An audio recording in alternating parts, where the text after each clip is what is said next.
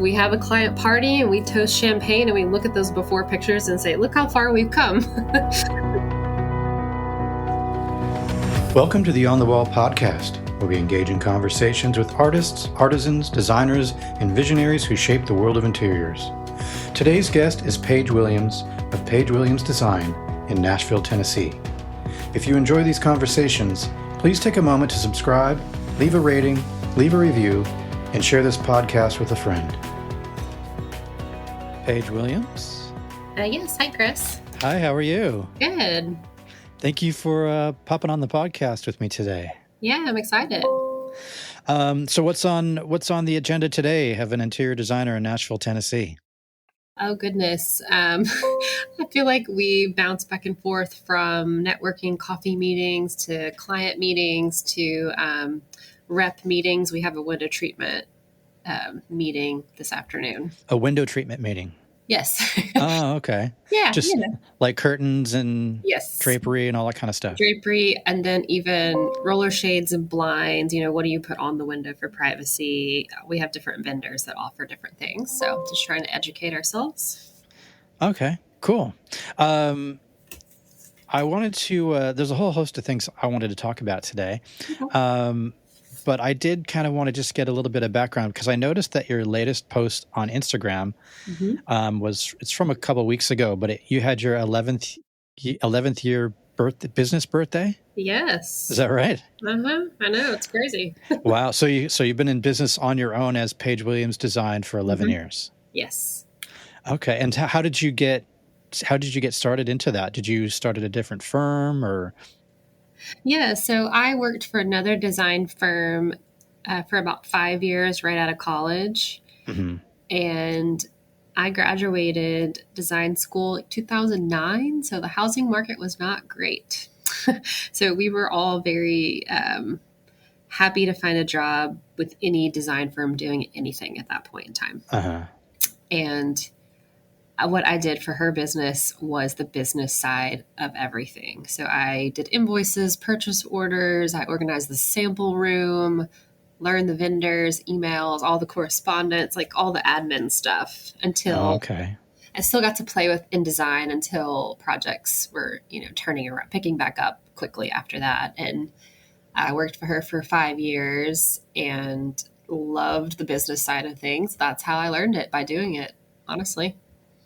Wow. So it's so funny to sort of hear you say 2009, the housing market was terrible. Because in Nashville, all I hear about is how explosive it's been and crazy and all that kind of stuff. So you must have seen a lot of change between 2009 and 2025. Oh, yes. And I was young then, right out of college. Yeah, it's changed drastically. I'm from Nashville too, so that is even more of a shock to see now.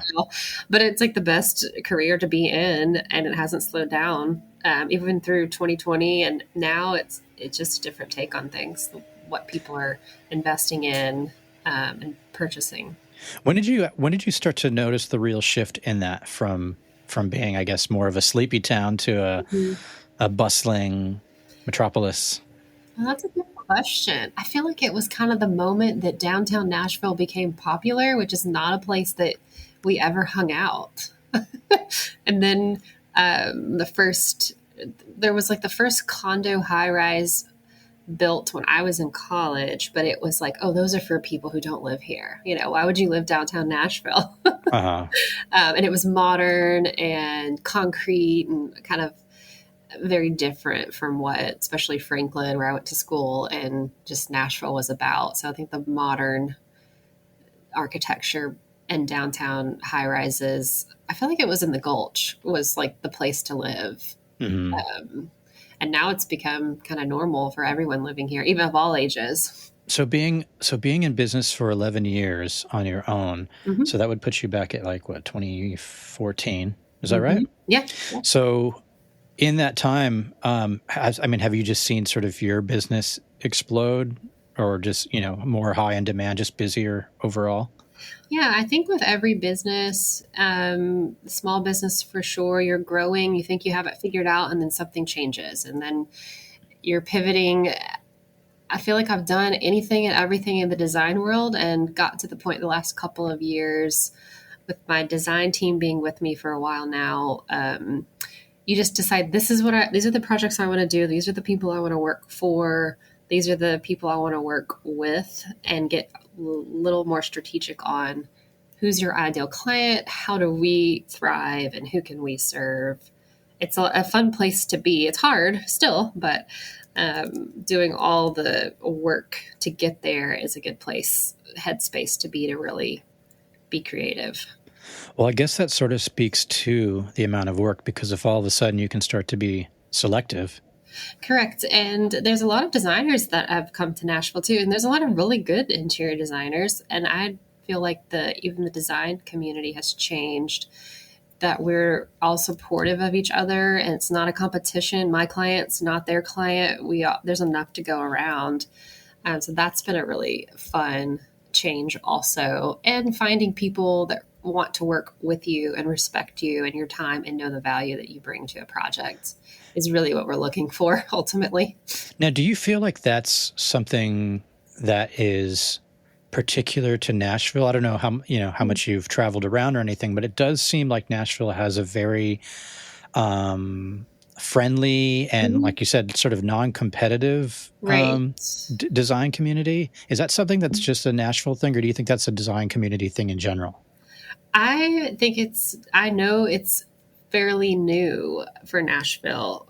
So in reference to that, we would travel to Atlanta to go to the design center there, and they have the market there, and a lot of design communities, design-oriented communities and interior designers in Atlanta is the closest next big city that we would go for the showrooms and creativity and to meet people. We, in the last, I'd say 5 to 6 years, Nashville has gained their own showrooms, which brought more reps and attention to Nashville and more designers. And that's how our community has grown into being more supportive. It wasn't always like that, because we were all sourcing from different parts of the country versus our hometown, our home base. Mm-hmm. As I've floated around in design circles here in Nashville, that it is very like welcoming, and everybody's sort of lifting each other up and sort of rooting each other on. And I just don't know if that sort of community vibe sort of lives everywhere within the design community, or if other places it's more cutthroat, or that's interesting. Yeah. I have had more than one client from California come here and try to start a business. There's a lot of business opportunities. And he would always say to me, especially with my subcontractors, like my window treatment person or my cabinet person that I brought in his house, the painter, he said they all speak very highly of you and like want to tell me they love working with you, for you. He said in Nashville, you are all supportive, like other small businesses support other small businesses and the tradespeople. Mm-hmm. And he said in California, it was never like that. It was very cutthroat, and it was taking him a lot to get used to that. Yeah, I would imagine he'd be like, is that person being nice to me because for a reason? Yeah. Like, why are they being friendly? And maybe it's just a Nashville mindset when people move here and other designers start their businesses here. That's just the mindset that we have. Hopefully it stays that way. Yeah, no kidding. Mm-hmm. On the Wall is brought to you by Milton & King, the trusted partner for exquisitely crafted luxury wall coverings. Milton & King's trade program is designed to make your creative process seamless, providing exclusive trade-only benefits, which includes complimentary samples, early access to new collections, and professional pricing structured to enhance your business success. To assist with your projects, you'll have the flexibility to curate your own custom swatch book, tailored specifically to your design needs. With dedicated customer support every step of the way, our trade program is here to elevate your design vision and simplify your journey from inspiration to installation. Ready to join a partner who understands your craft? Visit miltonandking.com to apply for your trade account today. Milton & King, your vision, our craftsmanship. So, prior to you starting your own business, and you said you were working for a different design firm, and you were kind of doing all the business stuff. Mm-hmm. Did you go into that knowing you wanted to be an interior designer yourself, or was it just sort of looking for a job? Like, what sort of sparked the sort of initial desire, I guess, to even go to school to be an interior designer? Oh, I knew like in high school, that's what I wanted to do. I don't think I knew what an interior designer really did. My family didn't have an interior designer. I just decided that was going to be my career path. I love every part of the architecture. The education was way more based on history of design, architecture, all the construction aspect. I loved that part of it.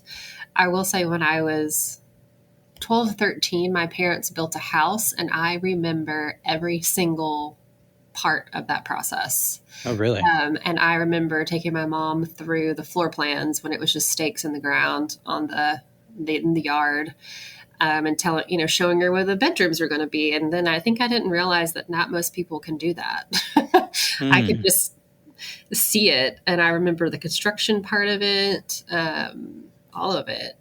I was only 12. I didn't help her pick finishes, but but it is interesting though that I guess you sort of felt like you didn't know it at the time, but looking back on it, you may have had just a natural inclination to be able to visualize things, or I was just enamored with the whole process of doing it. So that always stuck with me, and it helped me through construction in college because I hadn't been around, I was like 18, 19. I hadn't been around too many construction projects. Mm-hmm. So that could have been the seed that sparked the whole thing. Mm-hmm. Your parents' house. I think so. Yeah. Huh. That's cool. I noticed you recently, just following your socials, you recently went to High Point. Yes, we did. What was that experience like? I hear people talk about High Point all the time, but I've never been. Yeah. So I like to describe it as Disney World for interior designers. And it's a 5 or 6 day event. You can only handle about 4 mentally.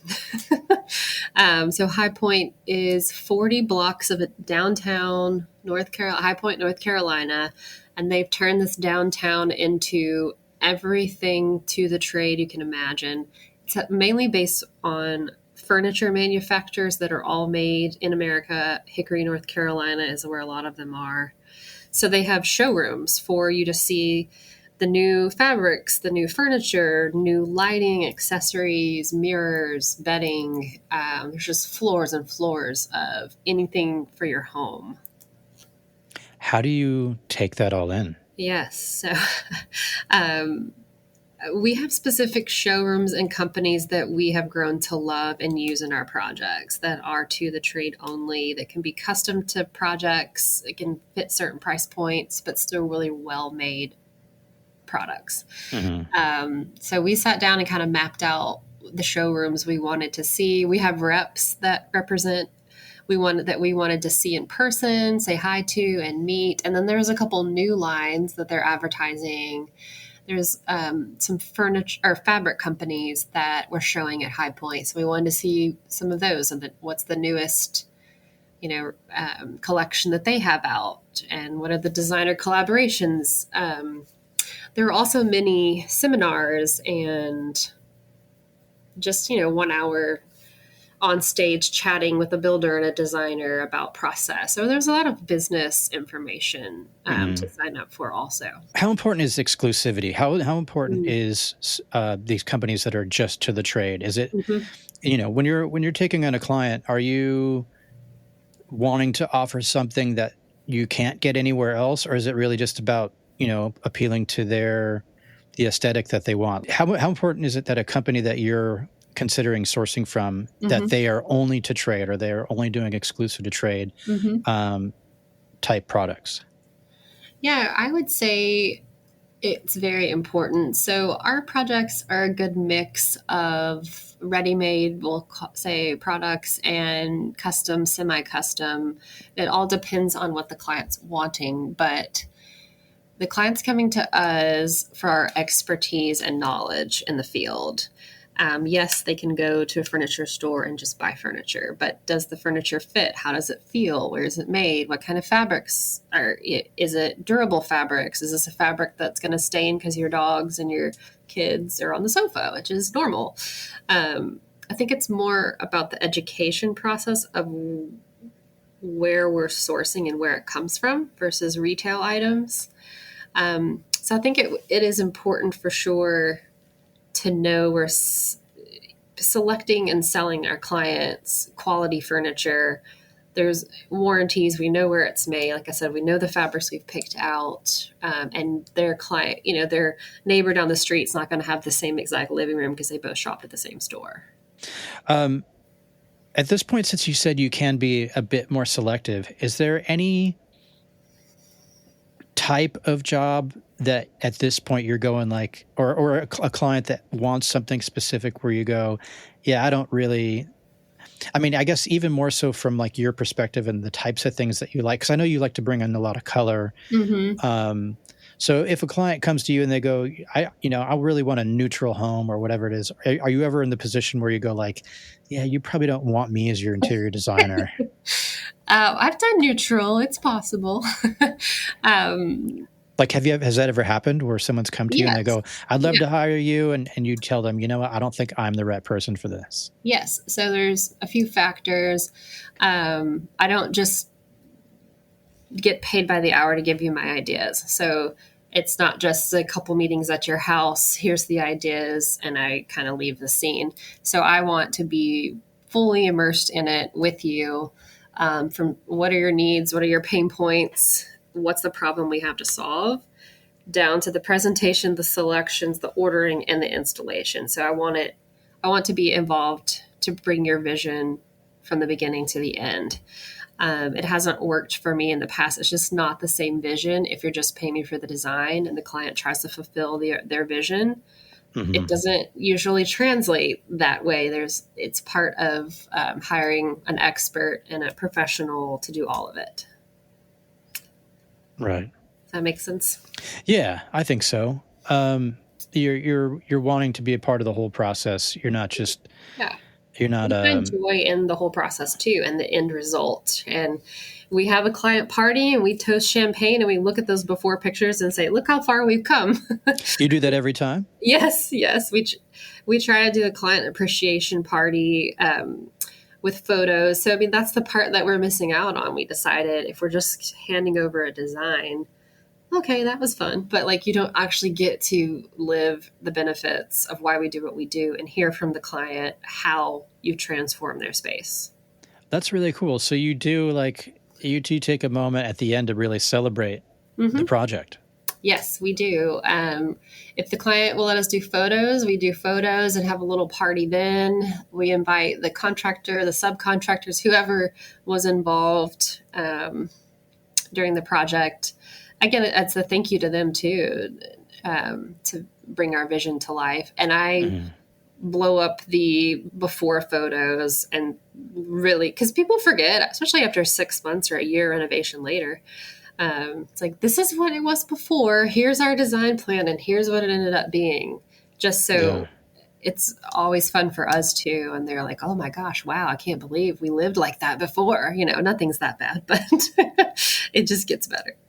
So I've actually never heard anybody that's done that. Is that something that do you know other designers that do the same thing, or is that something that you feel? Really. I just kind of made that up years ago.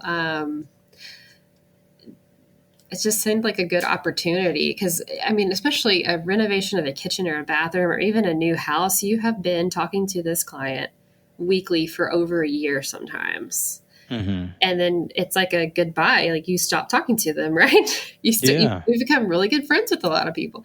And you're in and out of their lives. And it's just, for me, we do food and champagne, like I said, and flowers. And it's just like a thank you for letting us in their life for that long. And let's celebrate together. And do you always do it even if it's a small, like a one room project? Is mm-hmm. it? Yeah, we just did a small bathroom renovation and did a little party with the client and the contractor. And again, they're happy. They want to say thank you too. Sometimes I'll bring up, like, let's talk about what went wrong and how, I want to hear their feedback too, right? Because mm-hmm. stuff happens. So, but it's just a good celebration. And it kind of closes the chapter of the project too, so it doesn't just feel like it's never ending. Yeah. Mm-hmm. I think that's really neat. I think it's really cool that you, because it allows you to, for one, it's fun.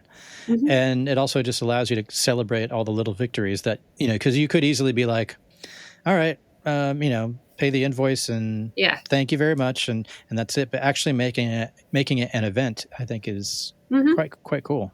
Well, you hear things too in person that either they don't, they're not going to sit down and type out an email or tell you, or just pick up the phone and call you, whether it's good or bad. Like I said, it's just good feedback. Yeah. And like I said, just thanking them in person. Yeah. That's awesome. Mm-hmm. I wanted to get, one thing I noticed is so as I look at your Instagram, I wasn't sure if you were like purposely kind of color coding your feed at all. Oh, no. or if it was just sort of representative of the current project that you're working on. But I was noticing a lot of teal. Yes. And I thought, maybe it's just the room that she's, or the project that she's working on at the moment. And then I like scrolled down. I don't know how far I scrolled down, and I saw like a birthday post, and you had like teal tights on, and I thought she really likes teal. I probably had teal nails too, honestly. That happens a lot. So are you just a big fan of the color teal? Yes. I don't know really where that comes from. I like to tell people my favorite color is yellow, but really? Yes, I'm attracted to teal, blues of any kind. It's basically a neutral. So are you finding yourself like somehow, like if the client's not like super particular, are you kind of ever finding ways to bring in teal, drop in a little teal into the project? I would say no, not necessarily. We have had many teal projects that relate to me and loving that color, honestly, because that's the color of my logo and all of my branding. Okay. I'd say just... so I wasn't crazy when I saw that. No, it's true. Yes, it happens, but not every project. We've done a lot of pink projects, and it's a lot of blue, I'll say. So all the colors of teal and blue. Mm-hmm. We are attracted to color, and blue seems to be a staple that most people gravitate towards. Yeah. Well, and I noticed just like, I know it's sort of related to teal, but I just noted a lot of greens and things, Green is popular right now. Thankfully. So makes a place feel fresh. It does. Yeah. And outside your windows is green and blue. So like I said, just a neutral. Yeah. That's definitely a good way to look at it. Mm-hmm. When you're looking at a project that's, let's say a smaller project, like you said, you had a client that had a powder room, or like a big kind of whole home project, is there one that you prefer? Because I could imagine like the bigger project, while it may seem attractive because I guess of the size of it, but it could also be, it can almost be too wide open, as opposed to a smaller project where you go, okay, here's the guardrails, these are the confines. Do you have like a preference, or how do you kind of approach both of those situations? Yeah, I would say I don't think I have a preference either way. I like a mix of both because we're creative and want to do different things. If it's like you're saying, a new home, it sounds like larger construction that doesn't really have constraints. That to me is fun to get to know the client and their vision. Even if they say they don't have one, it's still a discovery process of what do they like. Even I'll ask to go to their current home, even if they don't love it, let's talk why not. It's a little deeper discovery process. You have to start with something. You have to start with something that inspires them. Sometimes I'll just pull out a pillow and say, pick from these pillows. Like, what fabric do you love? What are you gravitating towards? And we're just trying to spark their interest. That can be our inspiration for a whole room if we need it to be.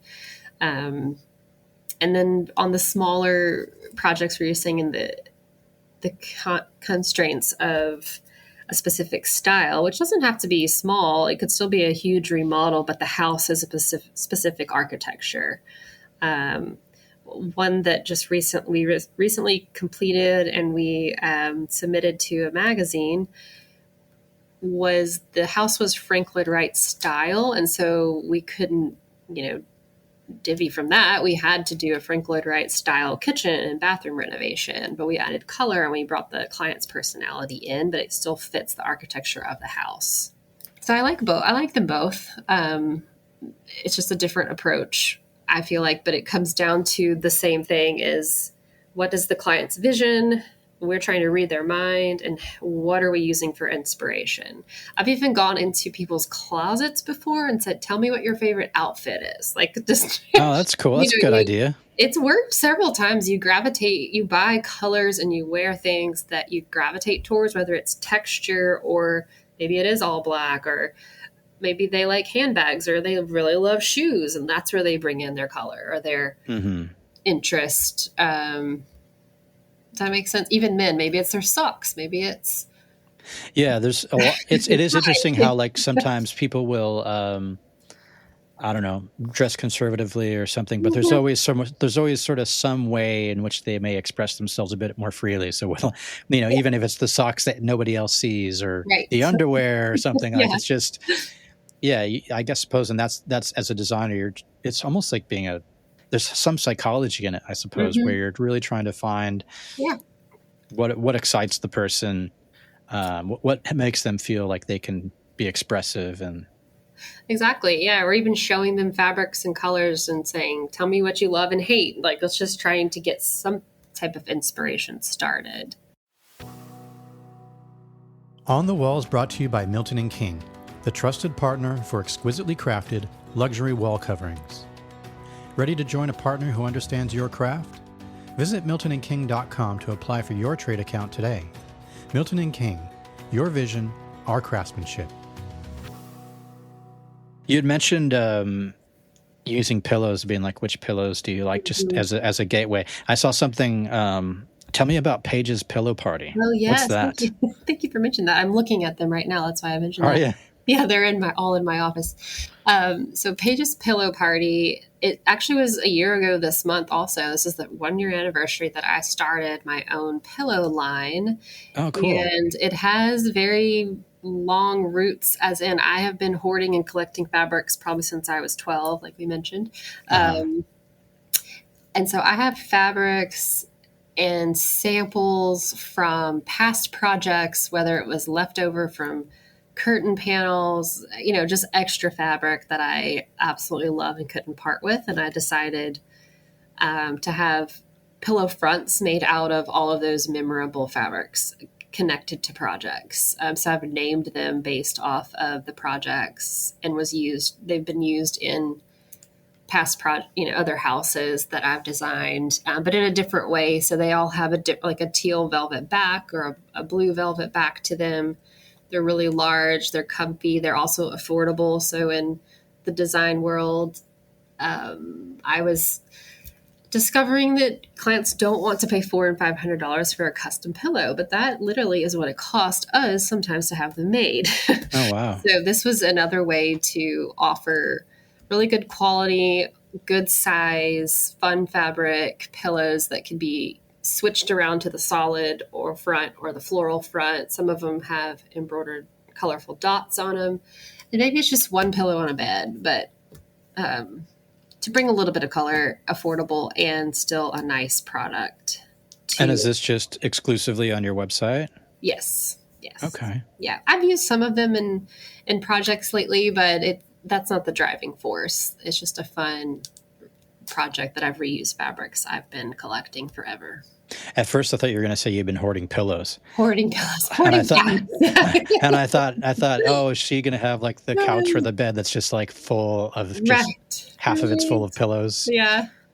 Yeah, it turned into Paige's Pillow Party because it just was like it could be the excitement in the room or the inspiration of the room, or like I said, just one pillow and there's your party.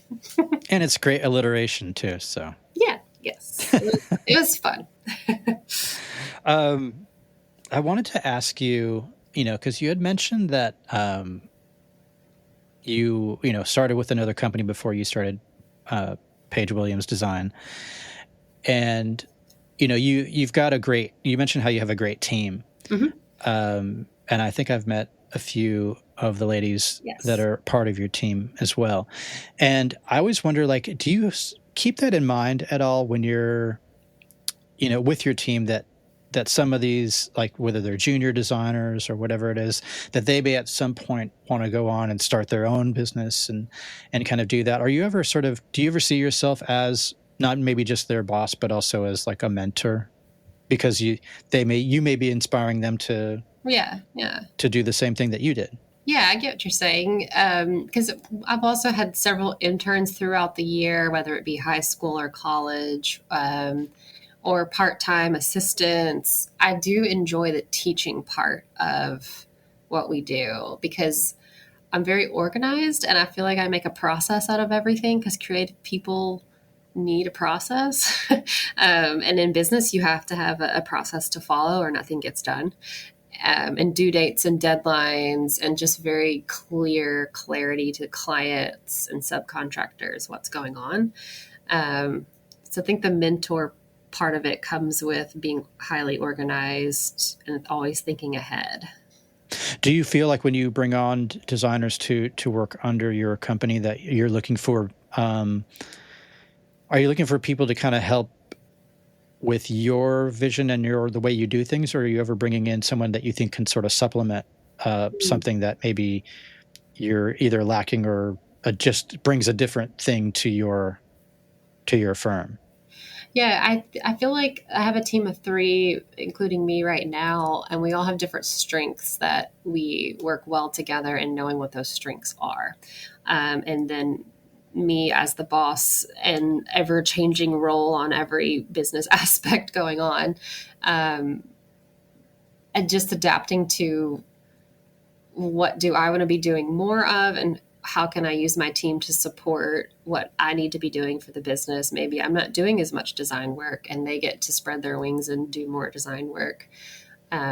Or maybe I'm doing a project and I need support there. So I think it's just a little bit of both. Like I have a process and a specific core value for the company. But each creative person still needs to bring their own creative genius, I'll say, to what we do. Yeah. So like that recent project that you did where you transformed this garage.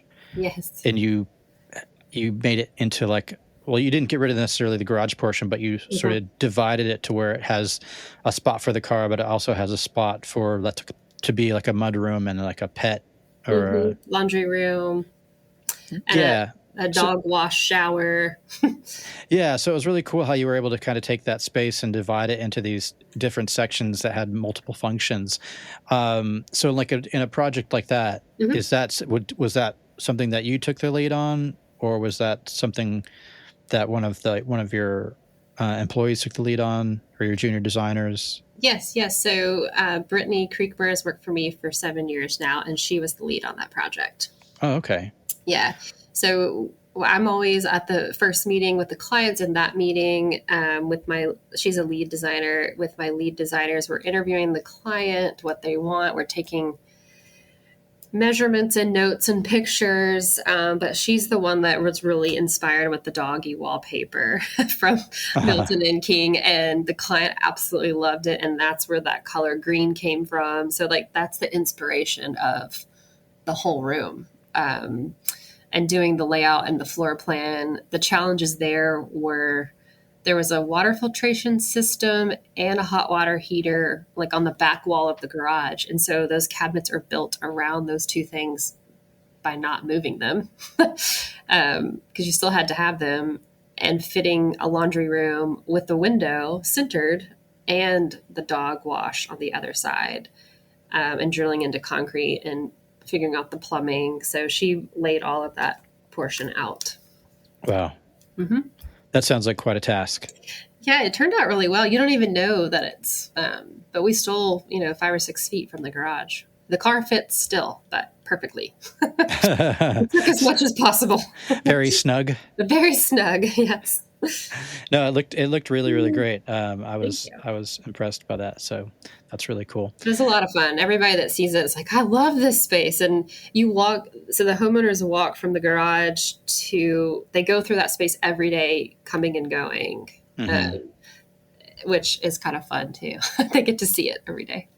Yeah, awesome. And it brought in your favorite color. So. Yes. I don't know how outdated. I know people don't always update their LinkedIn and different things like that, but I read that you recently built your own home, like a custom home for yourself.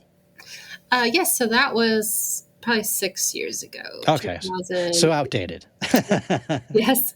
But I did use that. So it was a I'll say semi custom spec home, Okay. which we've done a lot of too. So that also is another way to maximize on budget. So most neighborhoods, you pick the floor plan, you get some selection on finishes. They give you one paint color. And anyways, going through that process myself, was very insightful. I've done it with other clients too, but you can, decide not to get the mirrors that the builder's offering and bring our own in, or like switch the lighting out later, or the backsplash, and work with the big ticket items like the cabinet color and the countertop color and the plumbing and the tile sometimes that the builders are offering, and then bring in your own custom paint colors, wallpaper. Maybe we spend money on the dining room light fixture, but we leave the others. So kind of taking that spec home that's semi-custom and tailoring it to what you really want it to be ultimately. But while they're building it, we're already doing the work in the background. So they're making those selections with the builder and with us, knowing we can work them into the plan because we have other plans when they move in. Now, when you're kind of putting all the plans together, did it, I mean, it sounds silly to say, but like, obviously being an interior designer would have helped the process. And I'm guessing you would have sourced contractors and things that you would have worked with professionally to do your home. Would that be right? Yes. So I purchased in a specific neighborhood, so I did not get to select the contractor necessarily, the builder. Okay. But I had wallpaper done later. I had a stair runner done. So those kind of subcontractors. I had painting done, window treatments, tiling on the backsplash. So okay. I brought in, some of my own people after closing, but was able to negotiate leaving the backsplash off the kitchen, so that I could do that later. Now, when after you were complete and finished, how long did the project take roughly? Once I built it or bought the house. Yeah, like once you got it and you started, like how long did it take to finish and have it fully? So I would say the house took about 9 months to build, and so I was purchasing things in the background, waiting. So I did that process on myself, kind of knowing future-wise to tell clients how to navigate that world. Was there anything that you sort of took away from doing the project yourself, for yourself rather, that you either sort of informed the way you did things afterwards, like with your own clients and with your own business? Was it like, because all of a sudden you're sort of like your own client in that sense. Right. Did it change the way you approach your clients or change the way that you did things at all? Yes, I will say that house had about 26, 27 windows. It wasn't big, but it was on a entryway, so there had to be X amount of windows on the side. And then I wanted all the windows on the front, but not having any privacy, like just simple roller shades when I moved in. Plus it cost, thousands of dollars later that I wasn't planning on, but you had to do it, right? Because you had all these windows now. So pre-planning the function of the privacy window treatments that are needed before you move in is a big deal. And I've done that with several clients. Even if it's a master bedroom, they already know if they want blackout curtains because they, need to sleep that way. And if they need privacy, we might do light filtering roller shades in the daytime and then blackout curtains, at night. So that way they're not moving into this new beautiful custom home and then they have the paper shades on the window for weeks, before it takes 4 to 5 weeks to get the rollers here. And even longer to do window treatments. I think that was and then the budget for that product. I think that was the big takeaway. Gotcha. And so you felt like doing that for yourself kind of informed you and gave you insight into, Yes. I guess, that need for your clients. Yes, or just not having furniture like bar stools or something that you need when you feel like you can't live without when you move in. There's no reason not to pre-plan those things. Mm-hmm. Is there sort of one, I guess maybe I'm being too simplistic, but is there any one item or one type of thing that you feel like needs to be in the home to make it feel like a home? Oh, that's an interesting question. Like I could say just from my own experience, a home never really felt like a home until I had all the right photos up. You know what I mean? Like things like that. And so like no matter how nice it was, and if kind of like family photos weren't in and up, it just didn't feel like home. And I was just wondering, like, is there anything that's sort of like that in your experience that you go, home really needs this to really. I had this experience literally a few months ago that this particular client, we were renovating, she was moving in and we renovated 2 bathrooms and painted some things. So it was she wasn't really moved in, right? She had this new house, but really hadn't fully moved in yet because we started renovations right away and she did not actually move all her stuff there yet. But it wasn't until we got her art on the walls and lamps placed, like the layered lighting, art on the walls, like you mentioned, family photos, and then where you could turn the overhead lights off and at night turn the lamps on and the art was on the walls. She was like, now it feels like home. And she said that multiple times. Like, I finally feel like I live here because she had a new house it wasn't new, it was new to her, but a new house for 6 to 7 months, but didn't actually get to fully embrace it until that moment. And you felt the lighting really had a lot to do with it as well? I feel like it does. Yeah. Because even, every house has overhead lighting or maybe just a center fan light. But the lamp lighting just makes the biggest difference. Yeah, that actually makes sense. Because otherwise it just feels like it could be, and well, I guess also too, like whatever the lamp lighting is, it could be that piece that lamp that you have with that light could be something that it pre-existed maybe even. So it could be like a personal item that is also brought into the home. Yeah, just placing it in the right corners to bring ambient light. And it doesn't have to be, it just makes it more cozy. And we think about how clients feel, function, and live in their space and how it transforms their life. So anytime we're designing something or going through the process, we're using those 3 core values to kind of think through it with them. And so if someone wants to learn more about you, where do they go and how do they find you? What's the best way? Yeah, the easiest way to find me is my website, PaigeWinteriorDesign.com. There's a contact form there to fill out. That's the easiest way to get a hold of me. It tells about our design firm and our current projects. My Instagram is at the bottom. Okay. And do you feel like the socials would you prefer going through your website and not getting DMs through Instagram, or do you answer those too? Instagram has actually been a really good place to talk to people. So yeah. Oh, okay. Instagram is just Paige Williams Design. Okay. Paige Williams Design. Awesome. Well, thank you so much, Paige. I appreciate your time today. And thanks again. Yeah, thank you. Good talking to you.